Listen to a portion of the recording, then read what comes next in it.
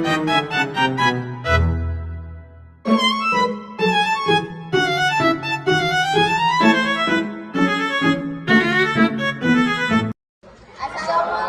warahmatullahi wabarakatuh. Selamat datang di podcast Kekoi Guruku. Kami dari kelompok 1 dengan mata pelajaran sejarah, kami akan membahas beberapa materi yang sudah diberikan oleh guru kami. Nah, Saya Rifki Aidil Anugrah. dan saya Indira Sekarayu. Kami selaku host di podcast Kekoi Guruku. Nah teman-teman, jadi di podcast kita kali ini kita kedatangan beberapa teman-teman kita yang mana mereka ini dari kelompok 1 juga. Nah, kami izinkan kalian untuk memperkenalkan diri kalian. Perkenalkan, nama saya Esti Ismaili, saya dari kelompok 1. Hai, perkenalkan nama saya Natasha Dinawanda dan saya dari kelompok 1. Saya Kejalan Prawira, saya dari kelompok 1. Nah, jadi kalian udah pada tahu belum nih apa yang mau kita bahas pada podcast kita kali ini? Tahu dong, boleh dong disebutin apa? Upaya mempertahankan kemerdekaan Indonesia. Nah, pada materi kita kali ini kita akan membahas tentang upaya mempertahankan kemerdekaan Indonesia. Nah, di mana setiap kelompok itu sudah dibagi materi-materinya apa saja. Dan kebetulan kelompok kita, kelompok 1 akan mendiskusikan mengenai latar belakang terjadinya pertempuran Surabaya, pertempuran Sunda Area, dan pertempuran Ambarawa.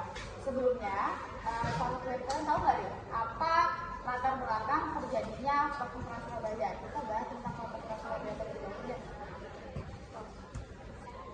Jadi latar belakang terjadinya pertempuran Surabaya itu karena dataran pasukan sekutu yang menyebutkan tentara Inggris dan Belanda. Apa disebutnya?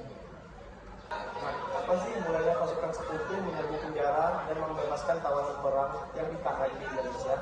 Jadi pada tanggal 29 Nah, tadi kan udah dijelaskan sama Kak Maya bahwasanya ada menyinggung soal Inka. Nah, dari awal Inka itu kan membolehkan dengan Inggris dan Belanda, yang mana mereka pernah perang dunia kedua. Nah, kedatangan sekutu Indonesia ini ke Indonesia itu apa sih? Kalau boleh tahu? Nah, jadi kedatangan kerjasama pasukan juga untuk membebaskan tawanan perang dan menuju senjata besar. Dan juga memiliki keinginan untuk menguasai Indonesia, termasuk Surabaya.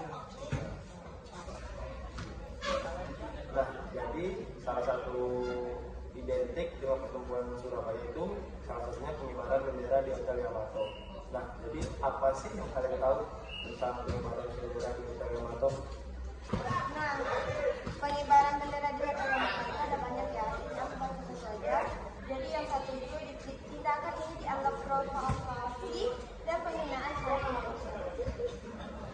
Jadi pengibaran bendera di Hotel Yamato itu terjadi sukses atau malah gagal?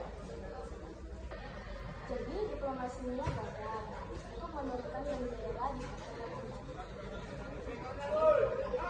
Nah, tadi kan kita dijelasin atau kita udah maparin beberapa yang kalian tahu tentang latar belakang terjadinya pertempuran Surabaya. Kemudian pasti rakyat Indonesia itu nggak diem aja kan, pasti ada strategi yang mana akan dilakukan bangsa Indonesia untuk melawan sekutu.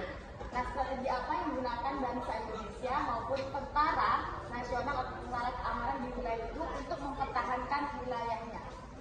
Nah, adanya strategi perjuangan rakyat dan tentara dalam mempertahankan wilayah, semangat perjuangan arek-arek Surabaya, yaitu menolak tunduk pada tekanan sekutu dan siap berjuang sampai titik darah penghabisan.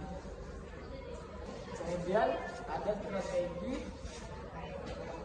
gerilya, yaitu perang bersembunyi. Nah, jadi ada dua strategi yang digunakan bangsa Indonesia ya, yaitu yang pertama itu semangat perjuangan anak-anak Surabaya, dan yang kedua adalah strategi gerilya, yaitu perang sembunyi. Nah, tadi kan kita udah bahas strategi nih, pasti ada dong dampak dari peperangan tersebut atau pertempuran tersebut. Apa sih dampak dari pertempuran tersebut? Rasanya ada sih, yang aku tahu sih 3. Jadi yang pertama itu ada hadirnya pertempuran. kedua ada kebijakan infrastruktur. Yang ketiga, pengungsi.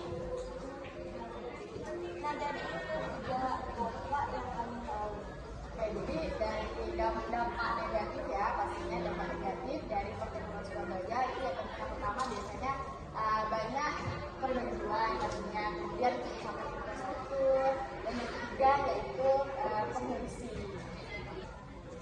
Oke, kemudian kita akan membahas tentang pertempuran Surabaya. Kita masuk sama dari sisi kedua, yaitu tentang pertempuran Medan Area. Boleh dong menjelasin ke teman-teman yang ada di media, kalau apa sih latar belakang terjadinya pertempuran Medan Area? Nah, teman-teman, jadi latar belakang terjadinya pertempuran Medan Area itu dilatari dengan kedatangan pasukan sekutu yang diboncengi Belanda Amerika ke Medan. Nah, Yang kedua yaitu ketegangan dan insiden ketika Indonesia merampas dan menginjak rencana merah putih di seorang Indonesia. Nah, yang terakhir, ultimatum dan pemasangan kapal sempadan kemudian mengeluarkan ultimatum yang meminta Rakyat Indonesia menyerahkan senjata dan memasang papan bertuliskan aset Bondis Medan Area. Nah, tadi kan kita udah membahas latar belakang terjadinya perang di Medan Area. Pasti ada dong strategi yang dilakukan oleh rakyat dan tentara dalam mempertahankan Medan Area. Boleh dong disebutin apa yang strateginya? Nah, dalam hal itu ada strategi yang dimana melakukan perlawanan antara lain memantau Siantar dan Braskan. Nah, tadi disebutkan kan mengenai strategi ada dua ya, yaitu tentang pemantauan siaga dan strategi. Nah, terus apa sih dampak dari pertempuran Medan Area tersebut? Boleh dong disebutin? Jadi saya tahu ada dua. Maksudnya sebagaimana Medan Area garis demokrasi dan pertimbangan pusat pemerintahan. Oke, tadi kita udah jelasin mengenai strategi, terus latar belakang terjadinya pertempuran Medan Area, dampak dari pertempuran Medan Area juga apa. Gitu kan. Nah, kita masuk ke pembahasan kita yang ketiga, yaitu apa latar belakang terjadinya pertempuran Ambarawa. Jadi teman-teman sekalian, kalau teman tahu, boleh dong dikasih tahu ke teman-teman yang lain. Jadi latar belakangnya yang pertama kedatangan sekutu Amerika, yang kedua penyalahgunaan izin, yang ketiga kemarahan rakyat dan PKN, yang keempat pertempuran yang tidak terhindarkan. Oke, tadi kan udah jelasin sama Rizka beberapa latar belakang terjadinya pertempuran Ambarawa. Nah, yaitu yang pertama tadi disebutkan Rizka itu adalah kedatangan sekutu Nika bertujuan untuk melumpuhkan senjata Jepang dan membebaskan tawanan perang. Namun sebenarnya mereka justru malah mempersenjatai tawanan-tawanan tersebut sehingga memicu kemarahan PKR yang ada di Indonesia. Kemudian yang kedua adalah penyalahgunaan izin. Mereka pihak RI memberikan izin kepada sekutu untuk masuk ke Ambarawa dan Magelang untuk mengurus tawanan perang. Namun mereka malah menyalahgunakan izin tersebut dengan mempersenjatai tawanan tersebut dan melakukan tindakan provokatif. Kemudian ada kemarahan rakyat dan PKR dan pertempuran yang tak terhindarkan. Oke, kita kan tadi kan udah bahas latar belakang. Kita akan bahas mengenai strategi apa yang digunakan oleh rakyat Indonesia maupun tentara untuk mempertahankan wilayah yang ada di Indonesia.